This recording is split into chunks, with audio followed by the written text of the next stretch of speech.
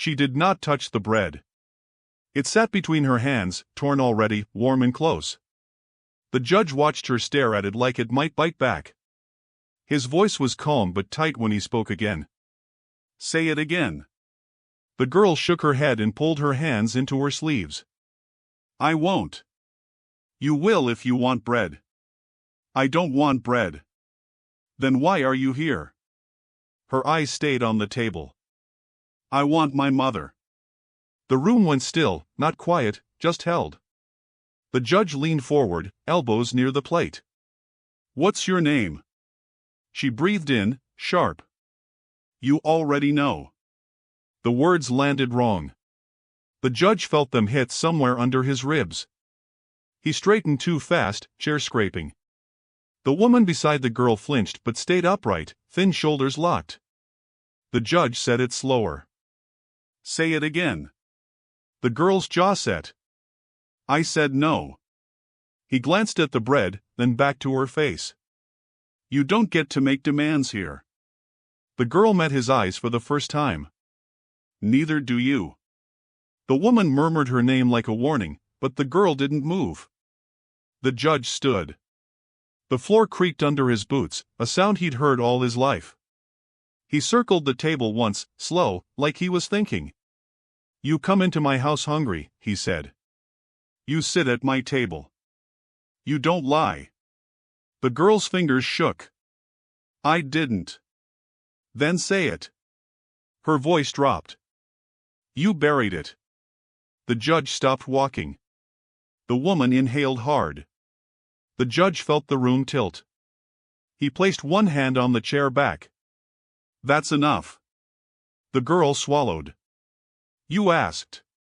He looked at her like she was something broken he couldn't set down. He remembered a name he hadn't said in years. It came back without asking. The judge pressed his lips together. He looked at the woman now, really looked. Dirt on her cuffs. Blood dried at her heel. "How old is she?" The woman answered fast. "Old enough to know when she's not believed." The judge nodded once. He turned back to the girl. "You want to eat?" She shook her head. "I want you to hear me." His voice softened without his consent. "I heard you." Her eyes filled but she didn't blink. "Then act like it." The judge returned to the table instead. "Sit," he said. The girl stayed standing. "Say it plain," he said. The woman spoke. "She's tired." The judge cut his eyes to her. "So am I." He faced the girl again. "Names matter here." The girl answered quick. "They matter where we came from too." "Then why hide it?" "Because you made it a crime." The judge felt the words strike like a gavel turned inward. He lowered himself into the chair. "You think I did this?" The girl said, "You let it happen." The woman nodded once. "That's not the same thing," the judge said. "It is when you're small," the girl replied. He looked at the bread again. "Eat first." The girl shook her head harder. "Not until you say it." The judge closed his eyes. He said the name under his breath, broken, like it might hear him. The girl exhaled, a sound between relief and grief. "Louder," she said. He opened his eyes. The judge felt eyes on him from the walls, from frames he never dusted. He spoke without turning. "I won't promise anything." The girl answered. "I didn't ask for that." "What did you ask for?" "To not be erased." The judge swallowed. He felt older than the house. He opened his mouth, then closed it. The woman whispered thanks that sounded like a warning. He moved toward the front of the house. The woman stiffened. The girl pushed her chair back. "Where are you going?" The judge didn't turn. "To open something." The girl stood. "Don't." The judge paused with his hand on the latch. "Why not?" "Because once it's open you don't get to shut it." He nodded like she'd confirmed something. "That's the point." He pulled the door open. Cold air rushed in. He stepped aside. "Come in," he said. The word "in" was quiet but final. The girl hesitated, then crossed the line. The door stayed open behind them, breathing held truth. The door remained open, letting the wind and dust spill into the judge's house. The girl paused just inside the frame, her eyes wide, scanning walls that leaned and groaned like old secrets. The judge stood back, hands at his sides, letting her choose. The woman watched from the table, arms folded, shoulders tight. "Shoes off." The judge's voice was firm. "We don't have shoes." "Then don't bleed on my floor." She hesitated, looking down at her worn boots, dirt crusted at the edges. The girl bent slowly, pulling them off, leaving smudges on the boards. She froze, one hand on her knee, shivering. "She's shaking." "So was I once," the woman said softly. The girl's eyes flicked to her, then back at the judge. "Sit." The table groaned under the weight of uneaten bread. The girl lowered herself onto the chair, tense, waiting, watching. "Don't touch it." She didn't, hands resting in her lap. The judge studied her, studying the way she moved like someone ready to flee. He lifted a hand to the bread. "Eat." "After you." "That's not how this works." "It is for me." He looked at her hard. "Who taught you that?" "Someone you buried." He leaned back in his chair, arms crossed, and said nothing. The silence stretched, heavy, as if the walls themselves were listening. The girl's eyes darted to the woman. "She doesn't like it here. She likes quiet." The woman glanced at the judge, then at the girl. "She's been running." He nodded, slow, deliberate. "She has." He looked at the bread again, then at the girl. "Eat?" "Not until you say it." "Say what?" "Your name." "I told you already." "Say it again." She clenched her fists in her lap. "I won't." The judge's jaw tightened. "Then nothing." The woman shifted. "He wants to hear it." "I already said it." "Say it loud." She shook her head. The judge leaned forward, elbows on the table. "Bread is warm. So is trust." The girl stared at him like he'd gone mad. "Trust is earned here." "How?" "By speaking, by staying, by letting yourself be seen." The girl's lips pressed together. She exhaled slowly, and the door rattled in the wind behind her. "You have nowhere else." "I have the road." "Then stay." The girl glanced at the house's crooked beams and the dust on the floor. "Stay." The woman set a hand on the girl's shoulder. "Sit still." "I can't." "Then don't." The judge watched her tremble, quiet now. He turned to the woman. "She'll need a room." "Yes." The girl's eyes caught on the shadows under the stairs. "Is it safe?" "Safe enough." The girl swallowed. "I don't trust safe." "Then don't." She hesitated, then followed the woman down the hall. The judge returned to his seat, back straight, watching the open doorway. The wind carried voices from the street, horses, a cart, distant shouting. The girl paused halfway down the hall. "What if they come for me?" "Then they'll have to come through me." The woman's voice was steady, sharp, unyielding. The girl swallowed. She kept moving. The house smelled of dust and old wood, of fire and flour, of secrets too heavy to carry alone. She ran a hand along the wall, steadying herself, feeling the weight of it.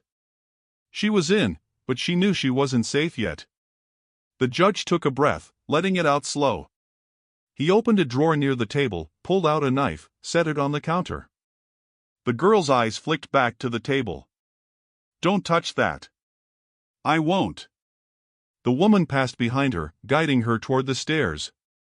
Upstairs. The girl climbed slowly, careful not to make a sound.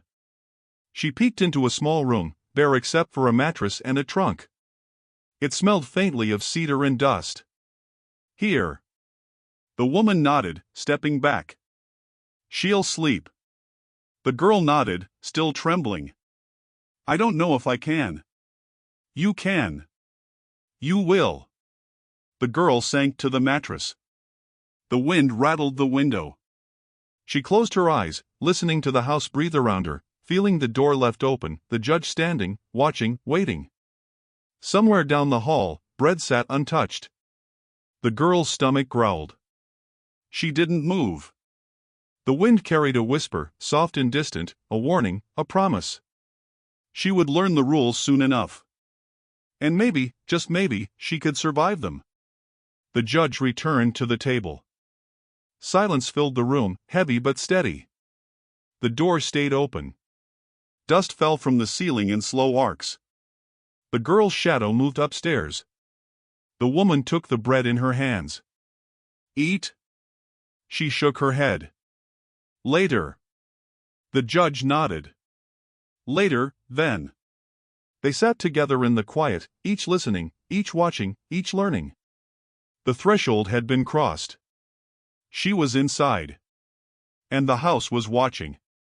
Hands hovered over the bread, warm and soft, but the girl did not reach. The judge sat back, arms crossed, studying her. Eat? She shook her head, fingers fidgeting in her lap. After you. That's not how this works. It is for me. He blinked, leaning forward. Who taught you that? Someone you buried. The words hit like stones in the quiet room. The girl's eyes stayed fixed on the table. The judge rubbed the bridge of his nose. Sit still. She shifted but didn't move. You don't have to answer questions. She glanced at him, silent. That's a lie, he said. She stared back. No, it's truth. Eat? I can't. Then you will go hungry. I can. The woman at the table watched, silent, tension in her thin shoulders. The judge lifted the bread, setting it down again. He spoke slowly. Bread is not mercy. The girl's lips pressed together. I know. He studied her, measuring, weighing. Then a question. Name. Her eyes flicked up. What? Say it. She shook her head. I won't. He leaned forward. Then don't eat. The girl swallowed hard, chest rising and falling. Fine. She wants to starve. He looked at the woman. She will. The woman nodded once. The judge placed his hands flat on the table. Bread is not mercy, he repeated. You are not a victim here. She looked at him, confusion and fear tangled in her gaze. Not a victim. No. A survivor. He sounded tired, the word scraping out. I don't know that word. Then learn it. She blinked, shaking. The woman slid a chair closer. Look at me. The girl's eyes met hers. You can take it or leave it. I take it. Then start. She flinched. Start what? Living. The judge's voice was sharp now, cutting. You eat, or you leave. She breathed hard. Eat? Not until you answer one question. What question? Your name. She stared. I told you. Say it now. She clenched her fists. I won't. The judge leaned back. Then go hungry. I can. The woman set her hands on the table. You'll die, she said. I don't care. Her voice was flat. The judge frowned, voice low. That's not true. Yes, it is. The woman glanced at the judge. She won't lie. The girl stared at the bread, trembling. He lifted a piece of bread and broke it, handing it across the table. Take it. She didn't. Take it. Not until you say it. The judge shook his head, exhaustion showing. You'll eat. Eventually. She swallowed hard, small tears slipping down. He leaned forward, voice lower. Who taught you to hide? No one. You buried it. He let the words hang. The girl's chest heaved. Why did you bury it? Because it hurt too much. Then bring it up. Not here. Then when? She looked at him, eyes wide. Later. He nodded. Not now, but soon. The room settled into silence. Bread untouched, shadows moving across the walls. The woman spoke softly. You'll see yourself soon. How? By living. The girl flinched. Then you eat. I can't. Then you will. The judge's hands pressed into the table. Bread is not mercy. I know, she whispered. Then eat. She lifted her hands, trembling, and took a piece. The judge watched her, expression unreadable, but the weight of it in his chest was heavy. One bite. She chewed slowly. Then another. The woman let out a breath. The judge set his hand on the table. That's enough for now. The girl stared down, breathing hard. She ate quietly, not speaking, not looking up. She was learning, slowly. The judge rose and walked to the window. Dust from the road outside coated the sill. He looked at the girl. Sit still. She nodded. Hands trembling. The woman moved closer. You're safe. I don't know what that means. It means you're here. You'll learn. The girl's eyes closed. The bread sat between them, warm, quiet. The judge spoke once more, low. Bread is not mercy, child. I know, she whispered, voice raw. The first step had been taken. Silence followed, heavy, patient. The house exhaled around them. Outside, the wind carried dust and distant sounds, indifferent to the quiet battle inside. They were inside now, but the rules were only beginning. They stepped outside together, leaving the table untouched, bread and silence sitting heavy behind them. The wind carried dust across the yard, stirring dry leaves against the cracked boards of the porch. The girl froze at the edge, eyes fixed on the old well at the far corner. Don't go near that. The judge's daughter's voice was sharp, firm. Why? The girl asked, small, tense. Because it answers back. Did it answer you? Yes. The words lingered. The judge shifted his weight but said nothing. The girl's fingers clenched, white at the knuckles. She walked closer to the well, drawn as if it were a magnet she could neither resist nor trust. The judge's daughter stepped forward, stopping her. Stand back.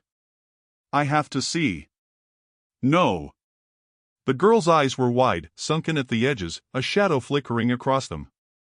The well had been there long before any of them, stones blackened with time, water deep and still.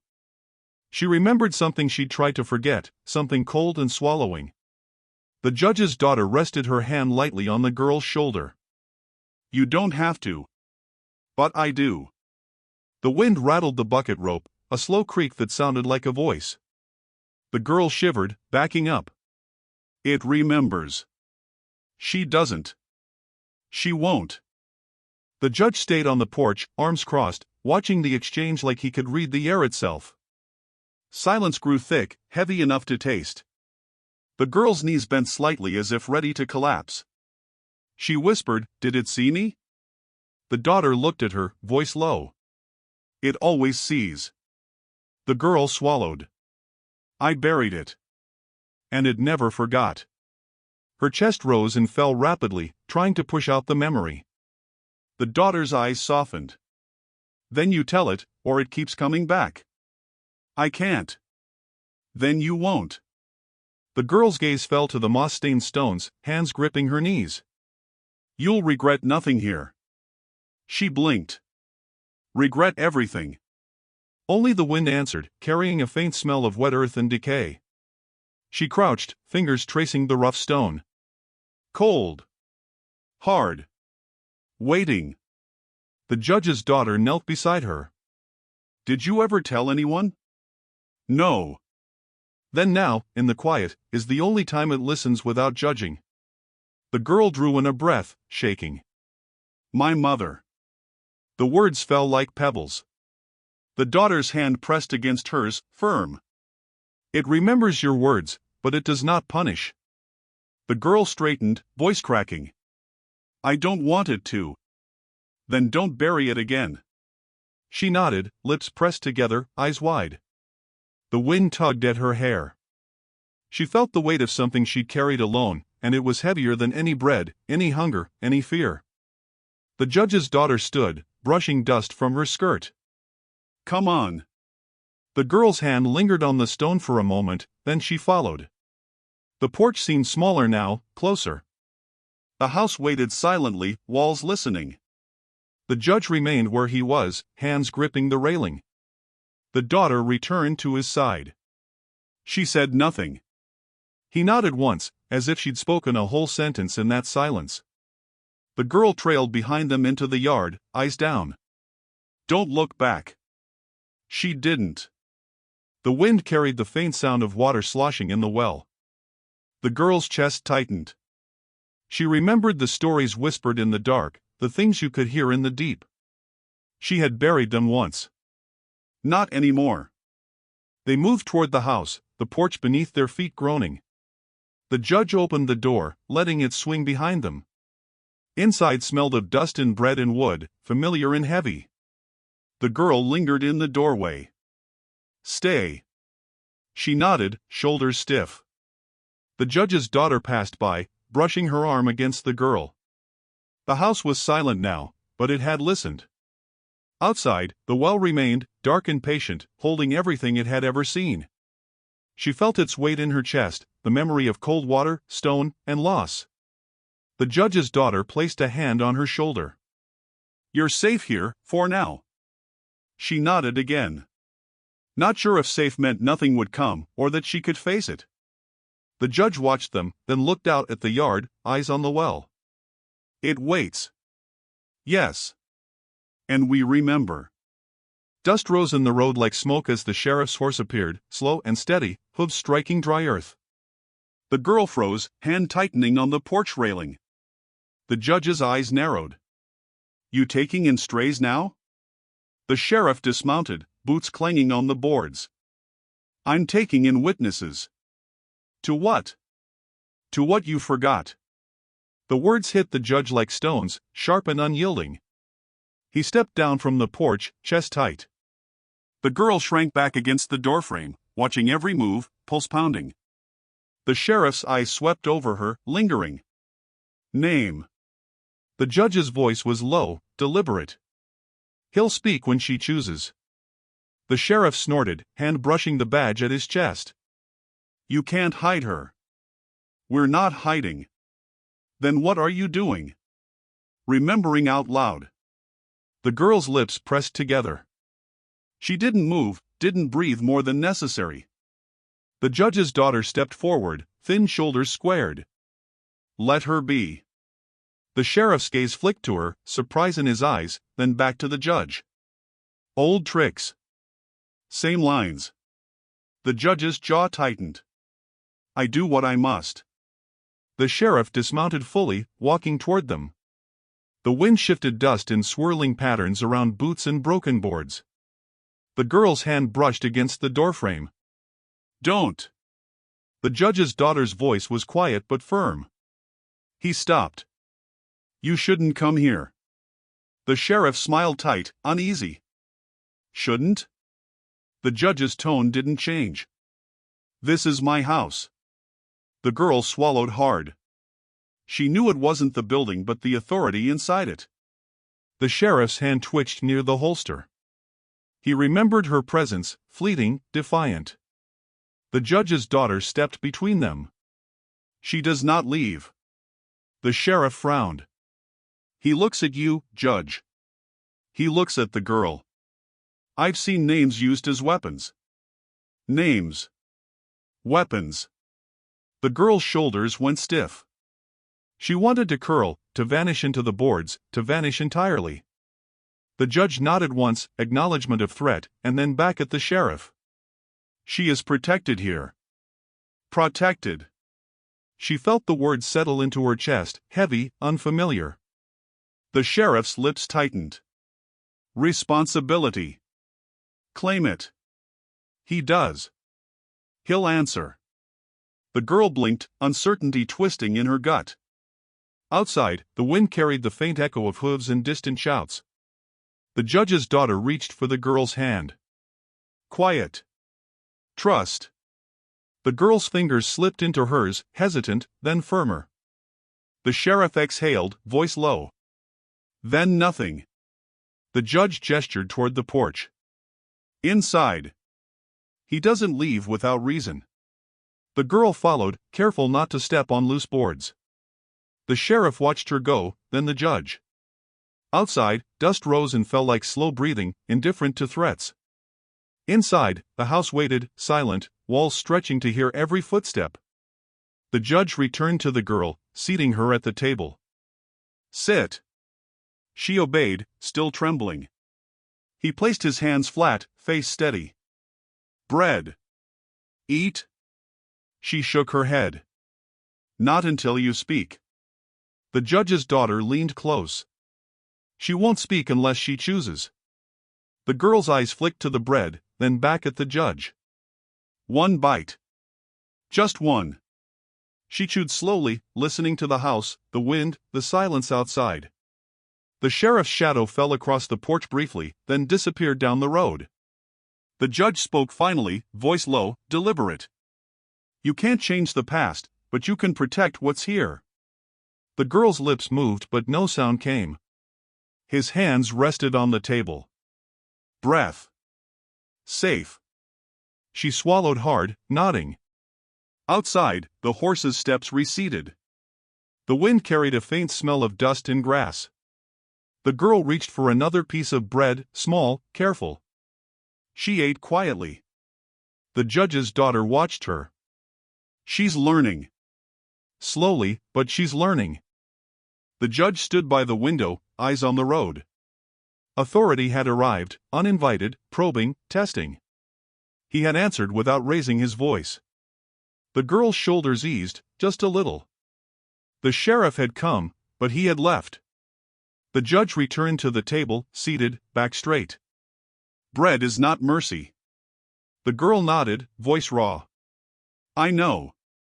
The house listened. Outside, dust swirled, wind held, hooves faded. Protection had been claimed, authority acknowledged, silence restored. She felt it, faint but real. The house waited, and so did they. The sheriff had left, boots fading down the road, dust settling behind him. The door still rattled in the wind, echoing a threat that had passed but left its weight behind. Inside, the house was quiet, but the girl's chest heaved, small breaths uneven. He scares you. The judge's daughter's voice was soft but firm. He feeds us. That's not the same. It is when you're small. Not anymore. The girl's hands trembled in her lap, fingers gripping each other like they could hold the fear at bay. The judge stood a few steps behind, silent, watching. He had no words for this. He only let the two of them exist in the quiet that followed the threat. The girl's eyes met the daughter's. She's tired, she whispered. She's small too, the daughter said.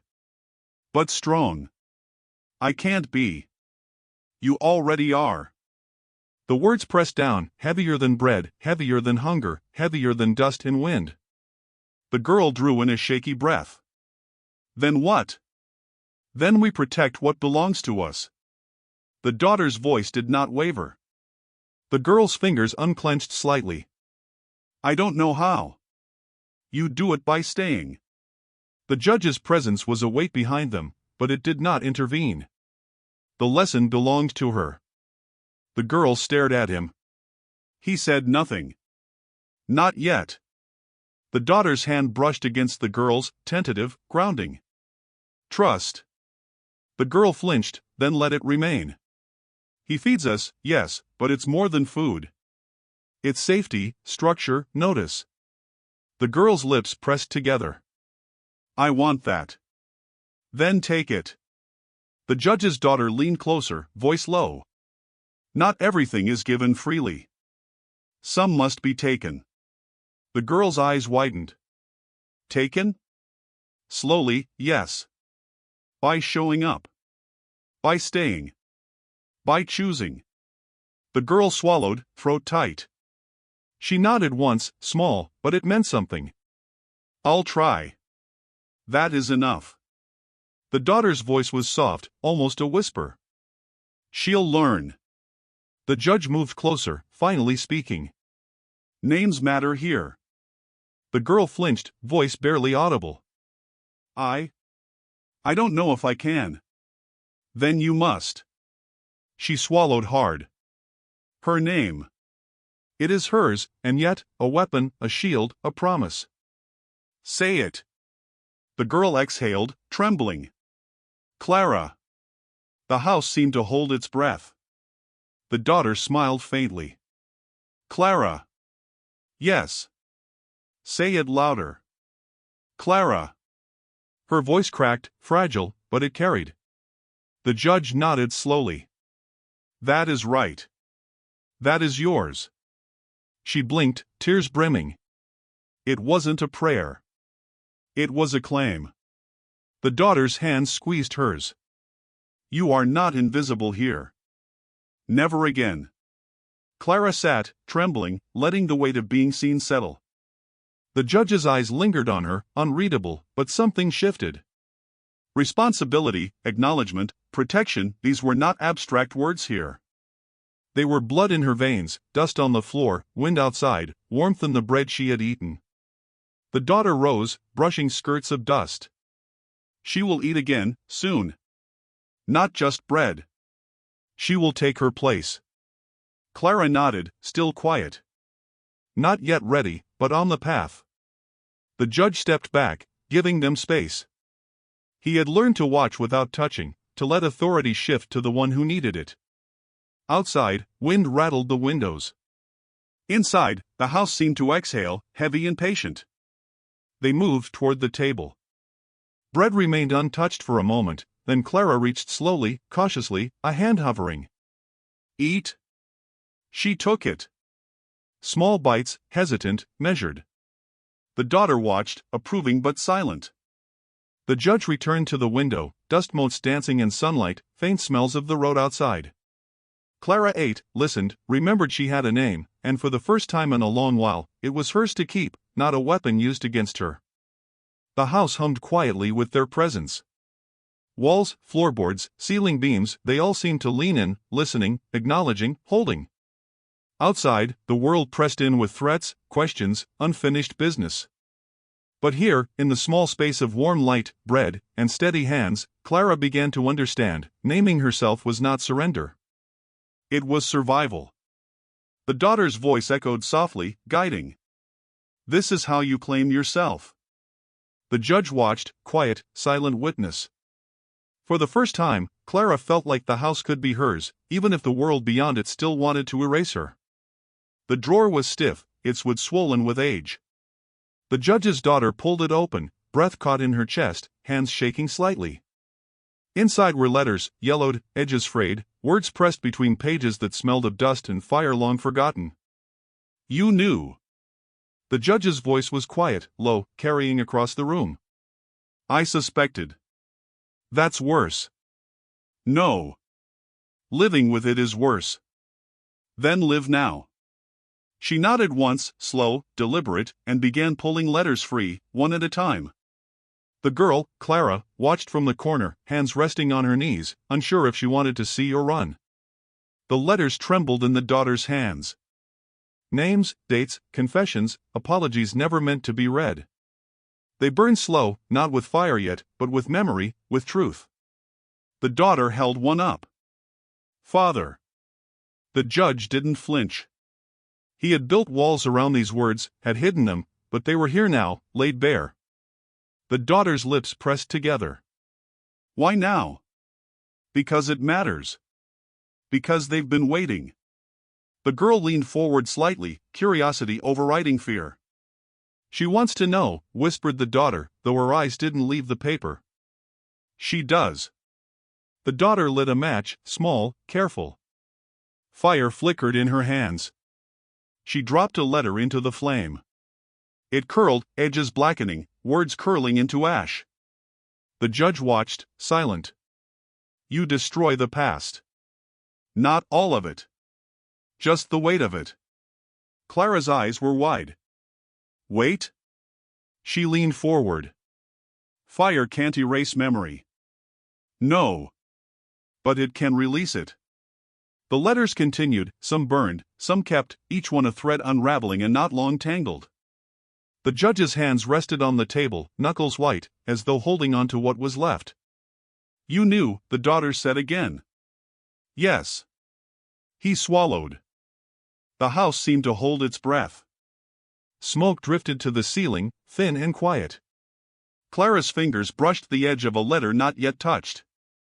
She hesitated. The daughter's hand hovered over hers. Take it. Clara shook her head. I'm afraid. Then hold it anyway. The girl's hands closed around the paper. She felt the weight of it, names and faces she'd never known, betrayals that had rippled down generations, all here in fragile handwriting. The daughter nodded. Good. You feel it now. Don't let it break you. The judge finally spoke. These things have been buried too long. The daughter's voice was calm, precise. And now? Now they surface. The letters burned slow, the smell of smoke clinging to fingers, hair, skin. Each page released a secret, a curse, a memory. The daughter dropped another one into the flame. It hissed. Ash fell to the floor. The judge stepped forward, hands raised slightly, as if to stop her. Let it. He nodded slowly. I cannot change the past. No. But you can survive it. Clara's breath came in small, fast bursts. She felt the house shift around her, the air thick with old paper and smoke. The daughter held a final letter, edges blackened but still intact. She opened it, reading silently.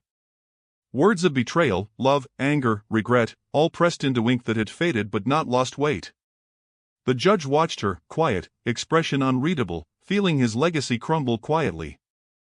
The daughter's voice broke softly. Some truths are heavy. Yes.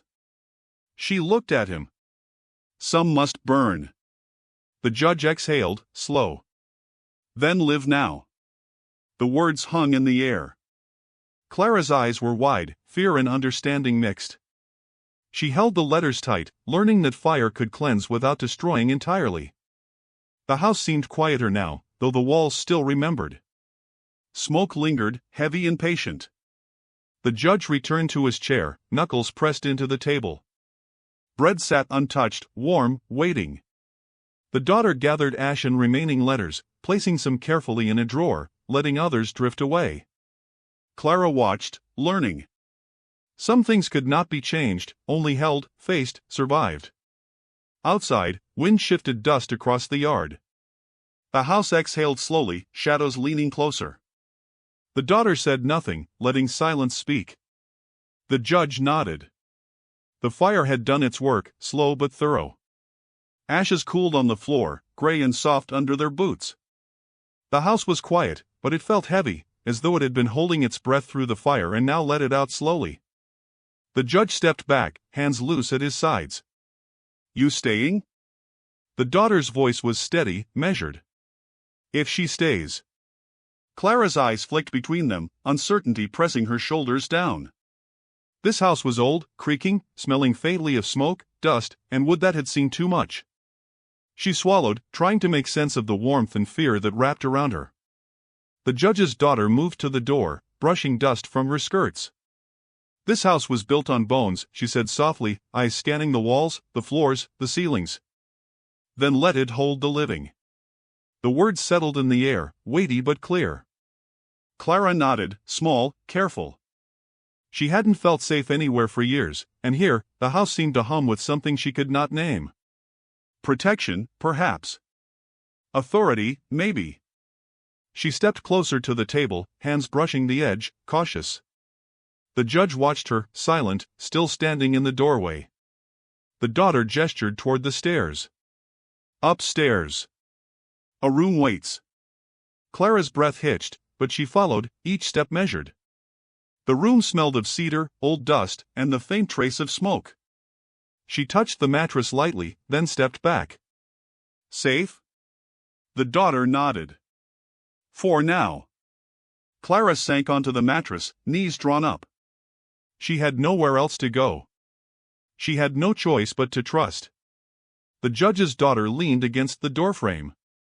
She will eat soon. Not just bread. You'll learn to take it, to claim it. The girl's lips pressed together. I don't know how. Then slowly. Slowly is enough. The judge returned to the kitchen, glancing at the table.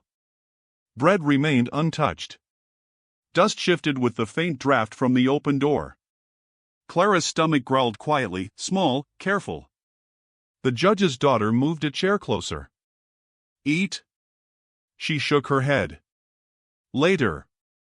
The judge nodded. Later, then. They watched each other, quiet, waiting, listening. The house seemed alive in that moment, walls leaning, floorboards groaning, ceiling beams heavy with attention. Outside, the wind shifted dust along the porch, whispering. Inside, the house chose them as much as they had chosen it. Clara finally reached for the bread. Small bites, hesitant, careful. The daughter's eyes softened. Not fast. Not yet. Let it be slow. She chewed, listening to the creak of boards, the faint whistle of wind through cracks in the siding, the judge standing by the window, watching, waiting. Authority no longer felt like a hammer above her. It was steady. Protective. Watchful. She swallowed. One bite became two. She breathed, slow, measured, listening. The house exhaled quietly around her. The judge's daughter moved closer, settling across the table, hands resting lightly. You're learning.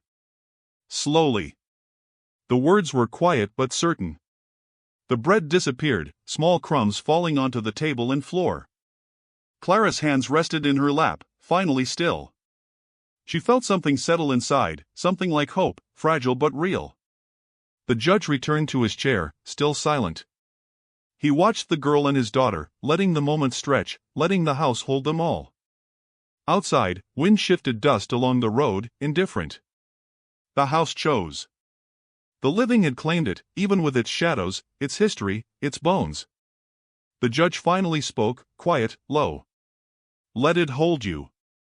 Clara's lips pressed together. She didn't speak, but nodded. She could feel it in the floor beneath her feet, in the walls leaning toward her, in the air smelling faintly of cedar and smoke. The judge's daughter nodded once. Yes. Let it hold you. And for the first time since she'd arrived, Clara felt the weight of the house on her shoulders not as a threat, but as a shield. She was inside, and the house had decided she could stay. Dawn broke slow and thin, spilling light across the yard, pale and cautious. Clara stood at the edge of the porch, eyes on the dirt road, muscles taut. You can't hide her. The voice came from the wind, but it wasn't wind, it was memory, authority, threat. We're not hiding. Then what are you doing? Remembering out loud. Clara's hands clenched at her sides. She didn't move. The judge stood behind her, silent, strong, letting the words pass over her. The house creaked softly, walls leaning in as if listening, watching. Footsteps approached along the road, deliberate and slow. Clara's pulse tightened. She kept her back straight, shoulders squared, refusing to flinch. The judge's daughter stepped forward, placing a hand lightly on Clara's shoulder. Remember who you are. Clara's eyes flicked up at her, and she nodded, small but steady.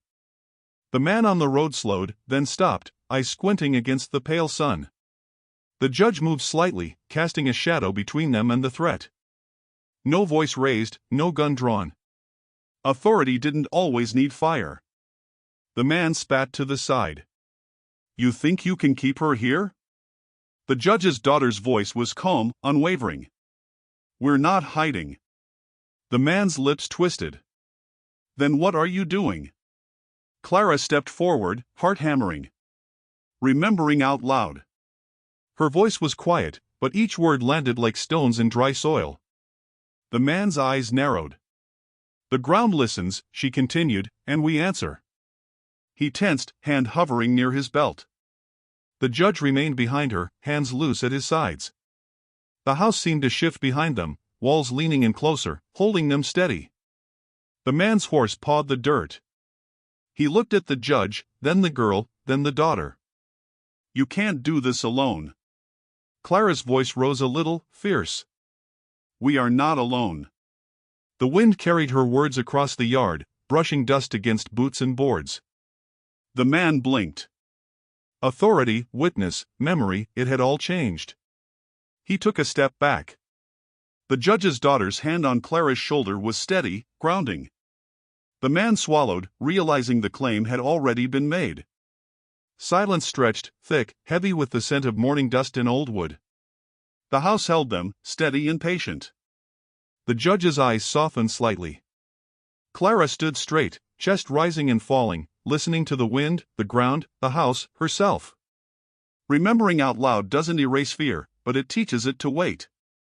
The man spat again, slower, and then turned. His horse shifted, hooves raising small clouds of dust, and he walked back down the road. Clara exhaled, a long, low breath she hadn't known she was holding. The daughter's hand slipped from her shoulder, brushing lightly. You did it. She nodded. The judge finally spoke, voice low, deliberate. Silence defeats force. Clara's lips pressed together. She felt the weight of it, the truth of it, a grounding she could not have imagined hours before. The house hummed quietly around them, floorboards, walls, ceiling beams all leaning, attentive. Even the wind seemed to hold its breath. The judge moved back into the house. Clara followed slowly, steps careful. The daughter walked beside her. The porch smelled faintly of smoke, dust, and old cedar. Clara's hands brushed against the railing. Outside, the road lay empty, pale and indifferent, but she no longer felt exposed. She had learned the rhythm of authority, the shape of protection, the sound of silence that could speak louder than any threat. Inside, the air was quiet, steady, holding the aftermath of what had passed. Clara's eyes flicked to the bread, still warm. She reached, slowly, cautiously, and took a bite. The daughter watched, hands folded, approving. The judge returned to the table, back straight, presence heavy and calm. Protection was claimed, not granted. The house had witnessed, walls leaning, floorboards creaking, holding their breaths. Outside, dust shifted, wind whispered, but inside, they had survived. Clara swallowed, small and careful, tasting the quiet authority, the house's weight, the ground listening back. For the first time since she had arrived, she understood. She was not hiding. She was present. She was named. And the house, old, patient, listening, had chosen to hold her. The morning light fell soft and careful across the table. Clara sat, hands folded in her lap, bread cooling on the plate before her. What do you want now? The judge asked, voice low, deliberate. To stay. She looked up, eyes steady for the first time. Say it. My name. Clara's lips pressed together, hesitation in the quiet room. Say it loud. Clara. Her voice cracked, raw and trembling, but it carried, filled the space, claimed it. The judge exhaled slowly, shoulders sagging just enough to show release, not defeat.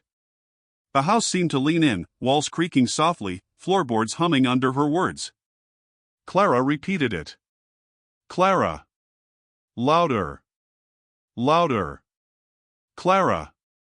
Each time, the name shed its weight, dropped its old burdens, became hers instead of a weapon. The judge's daughter smiled faintly, eyes soft. Not a prayer. Not a plea. Your name. Own it. Clara's chest rose and fell, small shivers running down her arms. She had spoken it before in whispers, in fear, in hiding. Now it rang clear. Her name. She was present. She was real. She was not invisible anymore. The judge stood slowly, hands brushing the table. Authority was quiet here, not a hammer but a weight carried lightly. Bread remained between them, crumbs scattered like small proof of survival. The daughter moved closer, brushing a strand of hair from Clara's face. "You'll eat again," she said. "Not just bread, but everything you need to survive." Clara nodded, finally letting herself relax, tiny tremors of relief settling in her chest. The judge watched them both, silent witness to the reclaiming of something that had long been denied. Outside, wind shifted through the trees, carrying dust and distant sounds of a waking town. Inside, the house held its breath, listening, acknowledging. The judge's daughter sat across from Clara, hand resting lightly near hers. Protection had been claimed, not granted. The judge remained at the window, shadow stretching long across the floor. Names were anchors now, not wounds. Clara repeated hers again, softer this time, a whisper she could feel in her bones. "Clara." She breathed in. "Clara." The daughter's voice echoed gently, a guide, not command. "Say it when you feel it, every time." Clara's lips curved faintly, a smile hidden but real. She would. She could. The judge returned to the table, sliding a hand toward hers, steady, grounding. Authority had shifted in ways unspoken but clear. The girl who had begged for food, who had trembled at names, at words, at fear, now had something solid. Something unmovable. Her own voice, her own claim. Her own name. Clara's eyes scanned the room, walls lined with photographs, dust, and memories. The judge had accepted what he could not fix. The daughter had stepped forward into something she had long been denied. Clara finally felt the weight of choice, of belonging, of being named and heard. The house exhaled around them, floorboards settling, ceilings groaning softly, walls leaning in approval. She was home, in a place that had chosen her as much as she had chosen it. The judge's daughter spoke softly. "Names matter, but the living matter more." Clara nodded, breath slow, measured. She reached for the bread, tiny crumbs falling to the floor. "Eat." She took it, steady now, sure. The judge's hands rested on the table, steady, silent. Outside, dust swirled, wind shifted, a world moved on. Inside, quiet justice had been claimed. Reclaimed. Clara rose slowly, standing at the table, looking first at the judge, then at his daughter. "What now?" "Nothing." "Stay." She nodded. Her name. Clara. She said it again, loud, proud, unafraid. The house held her. The judge watched quietly. The daughter's hand brushed against hers, grounding, steady. She had spoken freely, fully, and the name was hers, no longer a weapon, no longer a plea. She was here. She belonged. The room exhaled, heavy, patient, complete. Silence, now full, not empty, carried them forward. The judge's daughter nodded once, small but decisive. The bread was gone, crumbs on the table, warmth fading. Clara breathed in deep. "Clara." She repeated it again, soft but certain. Her name, her life, her claim. Outside, the wind carried nothing threatening. Inside, the house had chosen her. She had chosen it. The story ended quietly, fully, with the weight of survival, naming, and belonging settled firmly in the air.